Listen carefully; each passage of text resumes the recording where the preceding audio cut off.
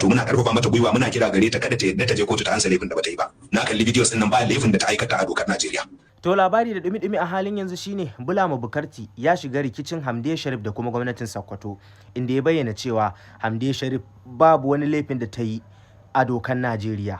Sannan kuma ya ƙara da cewa Hamdiya Sharif dai babu wani abun da ta yi, saboda misali da ta yi da 'ya'yan gwamna da kuma matar gwamna kan idan su ma aka musu yadda aka yi wa 'ya'yan talakawa za su ji daɗi, wanda haka ne saka Bulama Bukarti ya ce to shi kuma mutumin ƙauye da aka yi wa matarsa wannan rashin adalci fa, da kuma uba wanda aka yi wa yarsa rashin adalci, shi kuma ya za a yi da shi kenan in har gwamna zai ji haushi saboda an yi misali da 'ya'yansa ko kuma da matansa.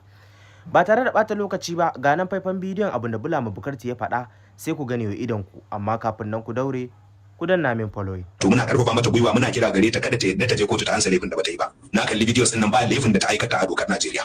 Sannan kuma in ba ta da lauyoyi ko kuma lauyoyin da take da su yanzu na biya ne, dan Allah ta tuntube mu ta hanyar duk wanda ta san ya san mu, za mu yi iya bakin kokarin mu wajen tabbatar da cewa mun kare hakkinta. Gwamnan Sokoto Aliyu Ahmad ka gane cewa da adawa a demokradiyya tilas ce, kuma mutanen Sokoto babba da yaro, mace da namiji suna da iko su faɗi halin da suke ciki in baka je ka cika alƙawarin da ka musu na kawo tsaro da yalwar arziki da zaman lafiya a ƙasar Sokoto ba.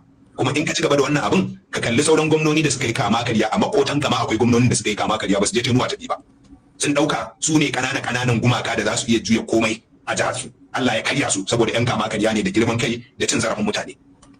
Idan kana da hankali, in ka ga gemun dan uwanka ya kama da wuta, to ka shafa naka ruwa. Ba laifi bane kwatance da matarka, ba laifi bane da kwatance da yarka, kuma in ka dauka amma kwatanta lalata da matarka cin zarafi ne, to ina ga wanda shi aka riga aka lalata da matar tashi da gaske. Shi wannan me aka masa kenan?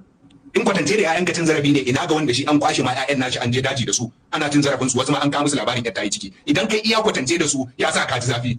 Me kake tunanin iyaye da mazajen waɗanda aka aikata ashirin da su suke ji yanzu?